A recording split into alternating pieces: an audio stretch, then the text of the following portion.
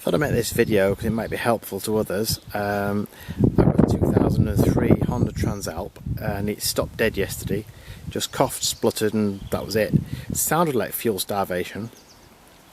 Had an idea that it might be to do with the Scott oiler I've got that's on vacuum system, the same as the fuel tap, which is a vacuum type fuel tap. And when I had a look, it turned out that there was oil that had been sucked into the vacuum pipe and sucked into the tap.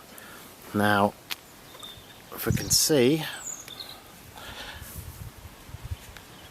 the tap is just up here, and this pipe is the one that got the oil in.